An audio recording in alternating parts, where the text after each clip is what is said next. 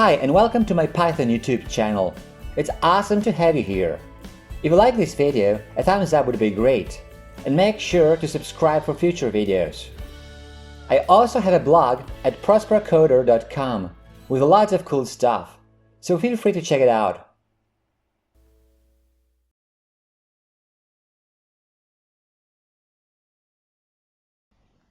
Here's another video in the Functions in Python series.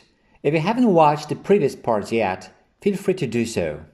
Here they are: Introduction to functions, functions with parameters, the return statement, mandatory parameters, optional parameters, mutable optional parameters, keyword arguments, arbitrary number of positional parameters, arbitrary number of keyword parameters, arbitrary number of both positional and keyword parameters, nested functions, calling functions in other functions.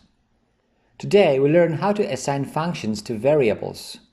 Functions are first-class objects, which means they are objects like any other objects, which further means they can be used just like other objects. If you want to learn more about functions as first-class objects, I have a video about them too. Now let's focus on assigning functions to variables. If you assign a function to a variable, you can use the variable as the function. Have a look.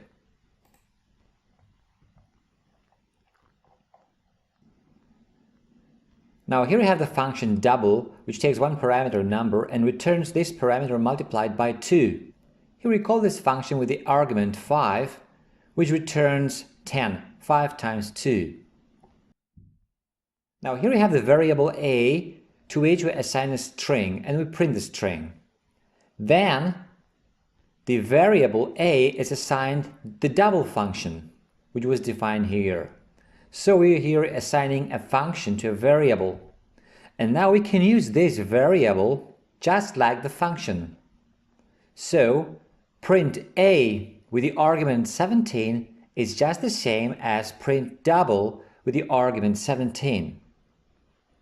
So from this point on, it's possible to use either a or double to use the function. Finally, we have the variable b, and we assign the same reference to it as a.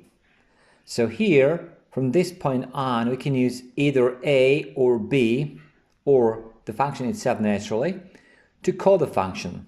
Like here, b with the argument 12. Here the function is called just as if we used a or double instead. So in the end, we can use double, a or b, and they all reference the same function.